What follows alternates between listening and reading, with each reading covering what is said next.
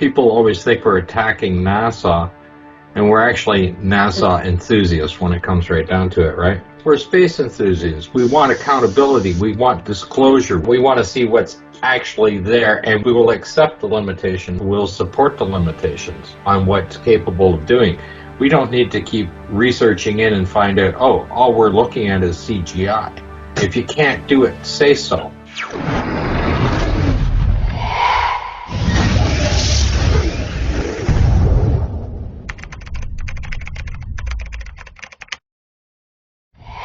This is Bill DeMoss. Bill's going to be giving us a lesson on vacuum. Thank you for inviting me. I have been really enjoying your content. You've been doing a favor to the whole world because we know how all this silencing has been going on, and I have been enjoying a lot your content. Thank you for all this. If I can help in the slightest, I'll be very happy. Thank you for inviting me. Bill, we'd like to know for the viewers that watch our channel a little bit about yourself, where you're working at, and the type of work you're doing. Why do we do vacuum stuff in physics? Because we use it for depositions. If you are to do material science, you may be doing a lot of years in theory, you know, what are semiconductors are, and what are conduction, valence bands, energy gaps, and all that. But when it all boils down to making your first thin film, once you do make it, then you can proceed with all that nice realm of, electronics. All the solar cells, all the LEDs, all the computer processors are made using depositions. Now, why do we use vacuums? It's because if you remember from high school, the definition for something being hot is how fast the atoms are moving inside that material. So if you imagine that down here on the Earth's crust, on the Earth, we are in the bottom of an ocean of air. We have a lot of molecules between 2 points, 1 centimeter, and we do have a lot of molecules. So if we evaporate something, for example, let's say copper or silicon, and we want to make a thin film of it on a substrate on top, then when the atoms come out, their energy will be impacted every time they hit an atom, and by the time they reach the substrate, they will be totally cold. So what we do is we do use a vacuum, and we pump out all the atoms. So from what you're melting to what your substrate, you have no atoms in between. So as something evaporates, it hits the substrate with the same temperature, and so it's still liquid, and then when it hits the substrate, it thermalizes there and becomes a solid there. So vacuum techniques have been very crucial to us. It's very crucial. It's not something an everyday person sees. And that's, I think, where NASA was counting on, you know, that not many people in the 60s and the 70s, and even heck now, even the 20s, we don't have vacuum chambers, you know, lying around. So I saw the vacuum that you used, and good that you did that, because I have also seen the document that NASA has, you know, on their testing, and it's a joke. I have the original from 1965 film, and I was just reading through more portions of it again as far as what a film can capture in the moon's lighting thing, and it just said the shadows would be absolutely dark. Their test results said that their vacuum tests had no effect on the film whatsoever. And of course, we're already getting at a 10 to the minus 3. And they said the way to protect the film from radiation is to freeze it down to minus 196 degrees Fahrenheit. And of course, you would no way you're going to be able to transport this film because it's just going to shatter like glass. But it's going to blow it up, I think, you know, if we put in the vacuum, because when we are talking about vacuum, how big of a force can a vacuum be? Well, since we are on this Earth, okay, we are experiencing 1 atmosphere pressure that equates to 101,000 pascals per square meter. If you translate from pascals to force, to kilograms, to a force that most of the people equate to, it equates to exactly 10 tons, 10,000 kilos. If you translate that to pounds, It translates to 22,000 pounds per square meter. It's a lot of pressure. That's why when we build our chambers, the walls are stainless steel, and depending on its size, the walls get bigger. But even in the one that we have at the university, it's 30 centimeters wide. The wall is half a centimeter thick of stainless steel. Because we are dealing with so big forces. One way I deal with physics, because I've done physics as my third degree. My first is in computer science, then I did electronics and hardware design, and then I did physics. What I do with physics is, because it's a synthetic, the way that computer science is, it's synthetic, it's all synthetic, we made it. So if we do have a problem, we are the ones responsible for it. Physics is an analytical approach. Nothing says nothing more than the experiment itself. We may be hypothesizing a lot of stuff, but until we see it down, nothing else matters. So what I'm proposing is, I do have a proper vacuum with a proper equipment. We do have a turbo pump. We can routinely go down to the 10 to minus 6 to the minus 7. Do you have two films, one being a reference and the other being the one that we are going to put in the vacuum? And let's commence with the experiments. I think you did them a favor putting a vacuum as low as 10 to the minus 3. That's basically nothing. From 10 to the minus 6 upwards, everything starts degassing. Everything starts degassing. Rubber degasses, even stainless steel degasses a little bit in the beginning, with the oxygen molecules being inserted crystal lattice. We heat it up so that it spits out the atoms from there as well. But structurally, at least, stainless steel can hold. But rubbers and rubber gaskets are useless in that kind of vacuums. So if we're looking at, say, the Apollo spacesuits, and they have rubber seals in them, and they're well beyond 10 to the minus 6. When they're on the moon, they're at 10 to the minus 11. Yeah, do you know how much pressure he should be losing? I've seen it. It is a joke. They're using like zippers. You can't even use zippers for a very low vacuum, not a hard vacuum like that. Imagine that, if you have a small hole in your vacuum chamber, sometimes this happens because of manufacturing small defect. You get to the machinist is not so happy that day, or it's a Monday or whatever. So within the welding, you do get a tiny pinhole, not even visible by the eye. And the way we trace them is we are pulled the vacuum, and then we go around the chamber with either soap water or another gas that is different to air, and we try to see what makes a difference in the vacuum. It's a bit hard to find those holes because they don't even show up. They are not even visible. When we are talking about seeing the holes visibly with the eyes, it is a joke. Ask any physics guys, and if anyone tells you otherwise, it's just they are afraid of the dictators, of the current status quo. If you say something that goes against the message, then they try to pull you away. One of the things that the comments that we get when we're talking about vacuum is we have people stating that it's not actually a force. A vacuum is a lack of atoms, okay? It's an emptiness. But when you do get atoms together, they start hitting each other because they have a thermal energy.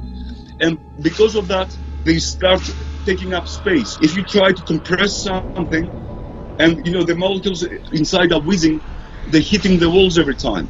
And those walls, since they're also thermally quite hot as well, so you do get something that cannot really be compressed. The more molecules you put inside, the more molecules are hitting the walls every time.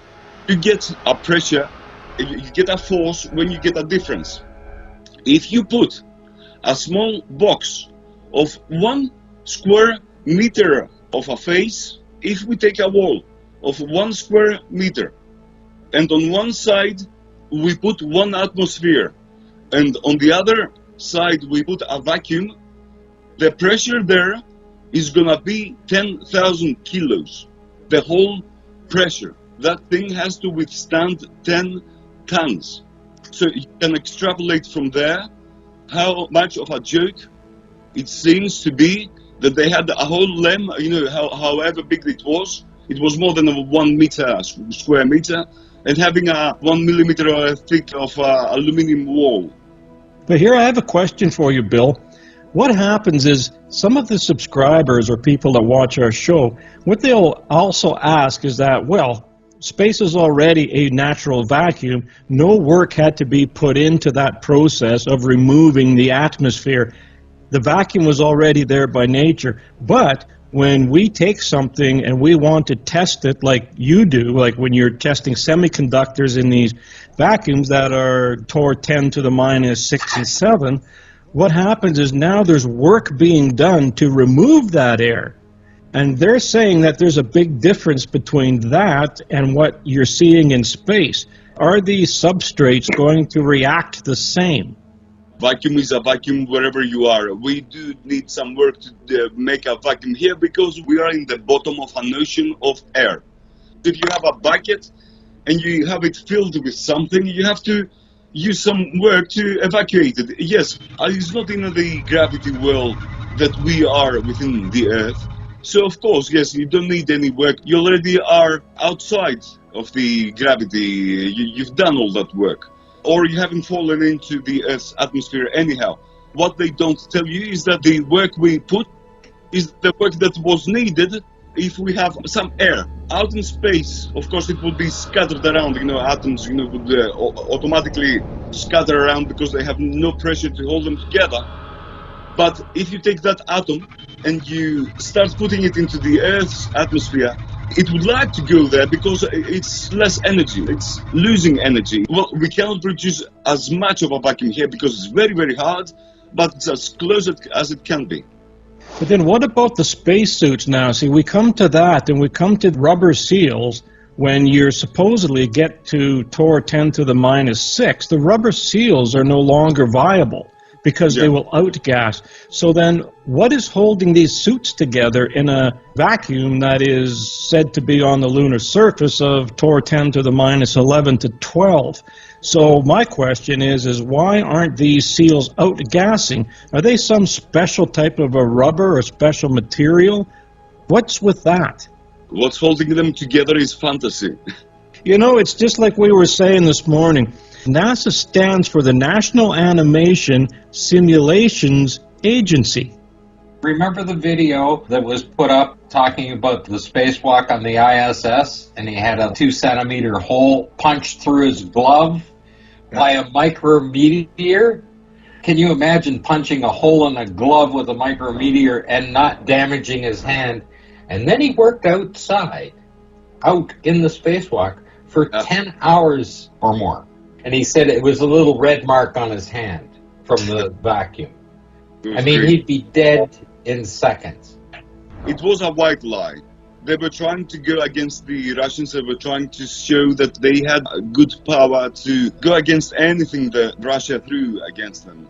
Okay, it was a white lie. That's not to end up in a war. Nobody died. Generally, it was a good white lie for what its purpose was. However, having seen that, so much money is so easily taken away from the taxpayers, well, they are following with the same scenario. And now, ESA, the European Space Agency, is also following step. A lot of projects are boxed and held in storages in Brussels, for example. So, yeah, it's a nice way to money launder. You are doing a favor, actually, to the American people. The whole world knows. The whole world and laughs. If you show the photographs of, the LEM having landed on the solar soil with no hole underneath, or the zippers, anything from the whole expedition to a physics person privately, he'll start laughing. All the students that I had 300 students in physics. 300. Nobody will believe this fantasy. I really appreciate what you said about that, Bill, because it seems so obvious when you examine it. I mean, any scientist, any physicist, anybody who understands what vacuum is and what vacuum can do, it's not rocket science. Vacuum is a very straightforward, simple examination. Take the air away and something happens. Why do you think people haven't commented on this before? We are going through a war. Did you see 4 years ago how every content that was against the main narrative disappeared? Yeah. They're actively fighting you guys. Not only you. You know, a lot of people are saying out the truth. It's when it goes against the narrative. It's the new order. It's the new way to tackle things. We don't like them, eradicate them. Yeah. Yes. A very big money grabber. Even now, ESA, the European Space Agency, is following the same steps. But NASA started it. NASA showed the way. You give the people enough happiness, you know, it's like, there's some goal. It's a nice way to chew up their money. Yeah, but it's a monetary industry, just like everything else. Like even Christmas is just that. When you were a little boy and your parents sat down and said, there is no Santa Claus, but there was still a present from Santa under the tree, wasn't there? Well, that's what NASA should be doing. No, we really can't do it, but we're giving you this. We're indulging in your imagination, right? And that's why they are building these monstrous movie studios. You know what, the guys that are now there in NASA, the young scientists, they have nothing done faulty. They don't deserve the sins of their predecessors. Why is it so hard to come clean? Because the whole world knows. If they came clean, the whole world would gain some trust back in them. Now the whole world, of course, has lost trust in NASA and the medical industry, the way Bill Gates got tangled into the game, and a lot of other players. So, yeah, it's easy for the people to lose trust.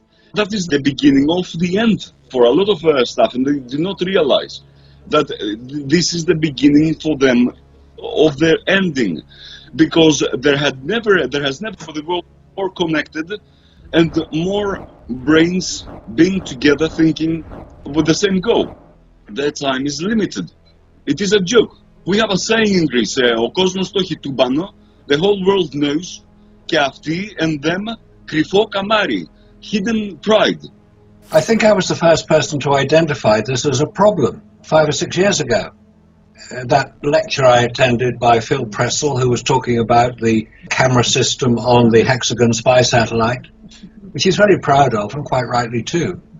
What I didn't know at the time was that the Hexagon camera systems had only been declassified a few years earlier.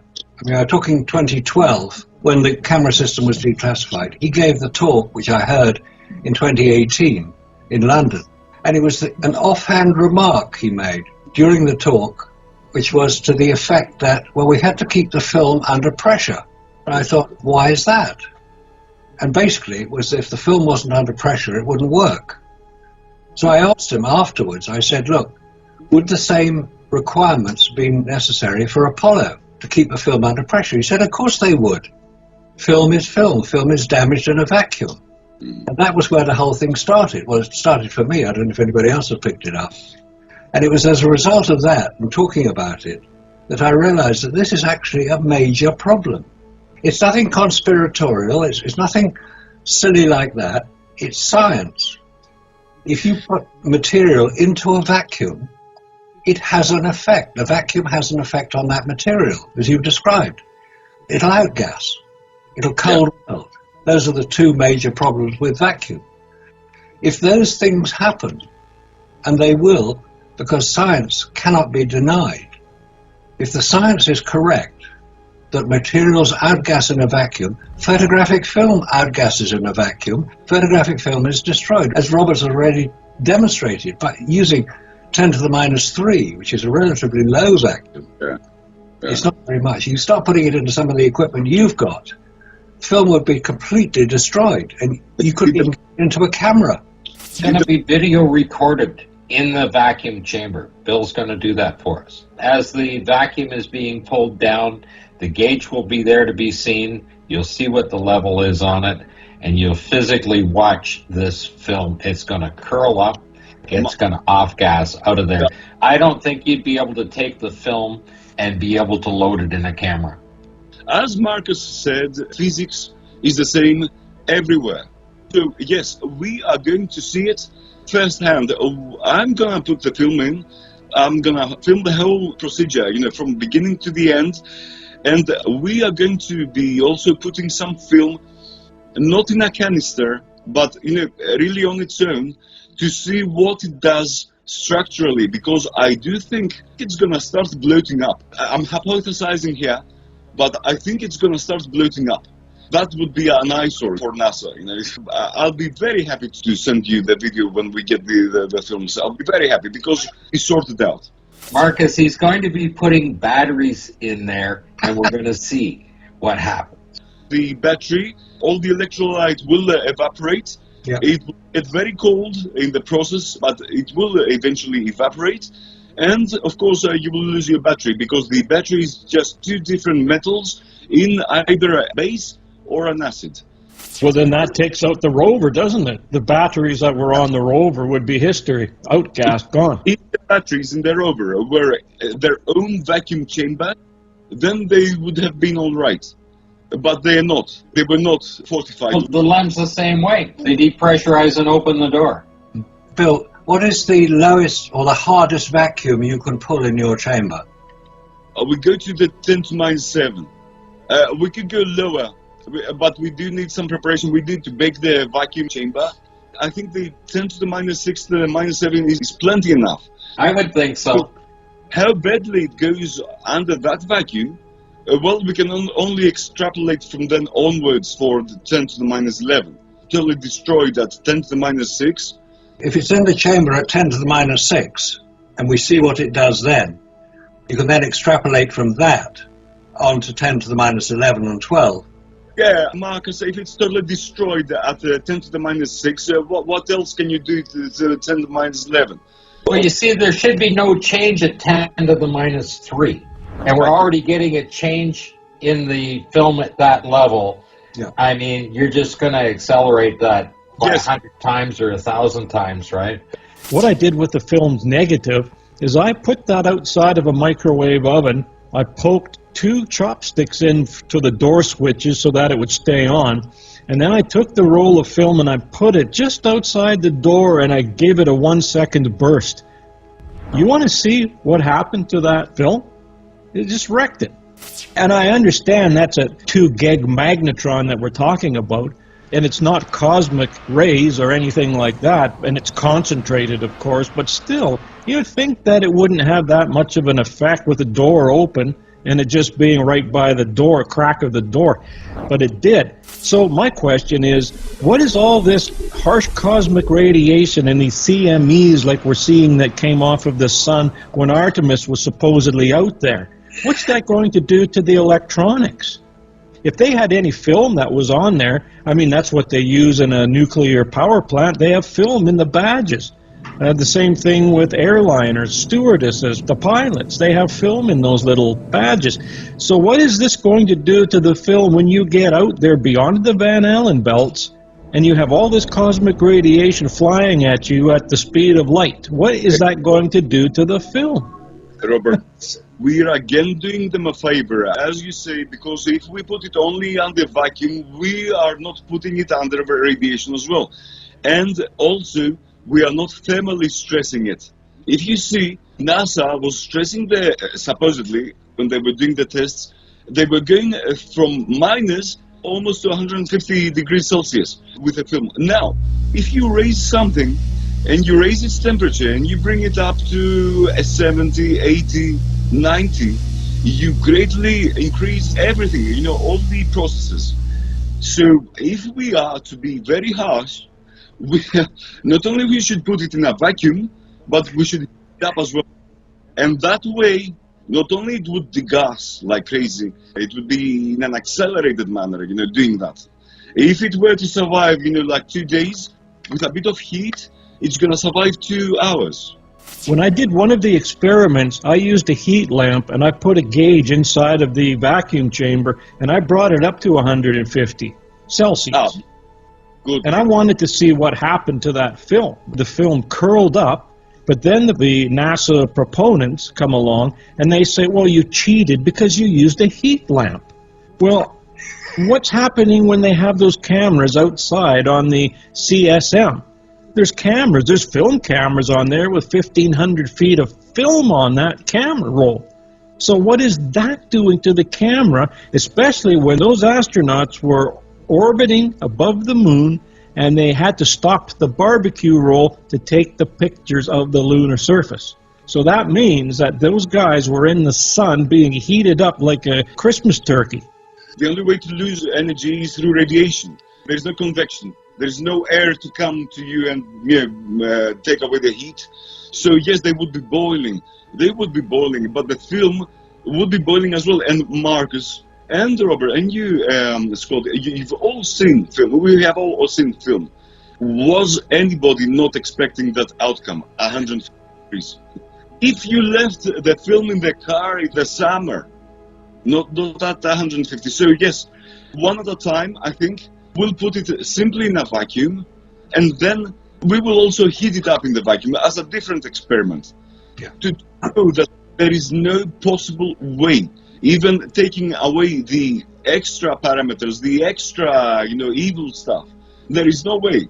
And then we go back to vacuum in these spacesuits. So how can they test these spacesuits for that which they're going to be finding on the moon or encountering on the moon, on the lunar surface, when it's said to be torr 10 to the minus 11, and yet their vacuum chamber only goes down to torr 10 to the minus 6 to 7. The one in Sandusky is the one that goes down to minus 6 to 7, but they did not ever once put a spacesuit in that chamber to test it. They only put the spacesuits in that one chamber that can only go down to minus 3 to 4. That's it. That's all they tested it to. And they heated it up. And I have video of photographs and video of them heating it up with heating elements. I think everybody's seen it. I mean, I've showed it many times on other shows. But you think that would have even started the outgassing faster, wouldn't it, of that material on those spacesuits? Bill, maybe you could explain for the people that watch our videos the relationship between temperature on molecules, how they're excited, and vacuum. Okay, the temperature, the thing it does, it energizes the molecules. They start whizzing about faster. When you start whizzing around faster and you hit a wall, you hit it with a bigger of a force. Yeah. So if the molecules being balls flying around in space, and you're trying to put them in a confined area, the more you're trying to confine them, the more they push against, because they're going like crazy. So they create heat at that point, when you're compressing them. They have heat because they are moving already. Everything that is above zero, the absolute zero, even at absolute zero you have a slight kind of, you have quantum fluctuations. But when you start heating things up, the molecules there start moving around.